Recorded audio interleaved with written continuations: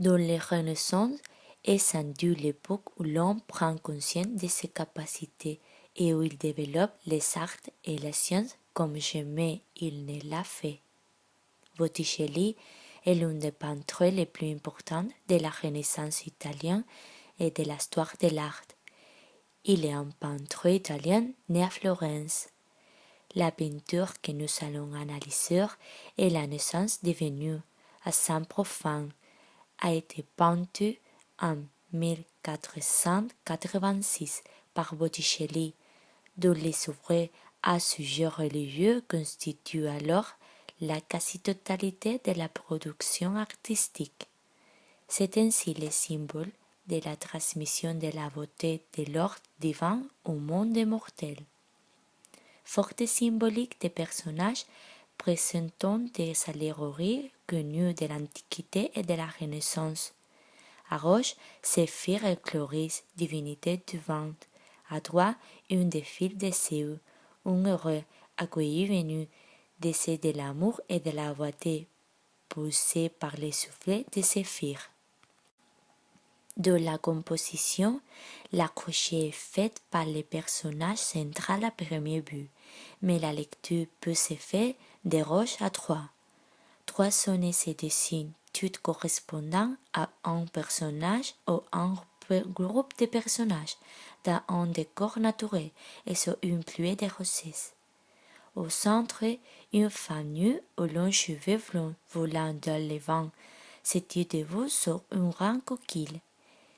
Elle cache sa nudité avec son bras droit, replié sur sa poitrine et ses cheveux. Elle s'appuyait sur sa jambe gauche, sa jambe droite est légèrement fléchie, dessinant une ligne de coupe sinusoïdale. À gauche, deux personnages ailés volent. Une femme blonde enlaça un homme chétain.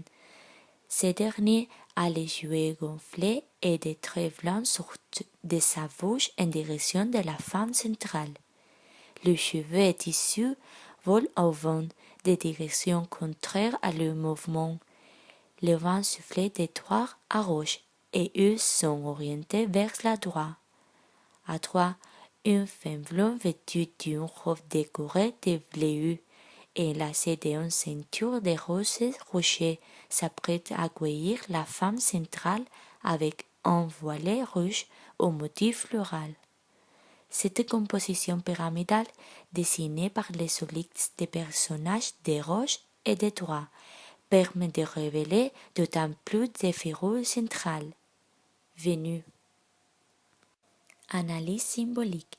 Vénus est la déesse de la beauté. Vénus symbolise la désir et la fécondité. C'est l'image de l'amour charnel et animal, du plaisir des sens. Mais Botticelli, par la douceur de sa représentation, exprime sa volonté de recréer une image de la déesse de l'amour.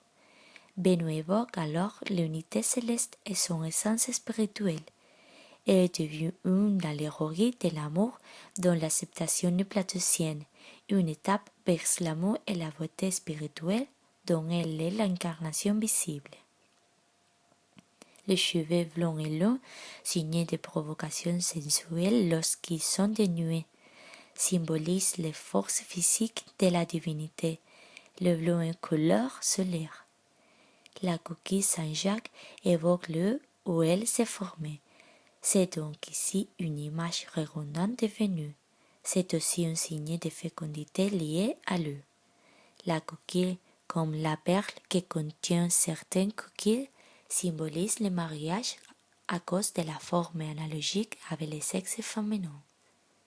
Séphir, fils d'Éo, vent de l'Ouest, est uni au principe féminin pour signifier que le souffle vivifiant a une double polarité qui unit l'amour à la beauté.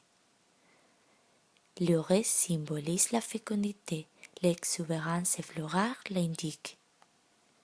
Les fleurs sur les vêtements sont des paquerettes qui symbolisent l'éternel printemps identifié à l'amour. La ceinture de pampreux de l'or symbolise aussi l'immortalité. Les fleurs flottant sur les roses d'Aphrodite qui rappellent le mythe d'Ardonis.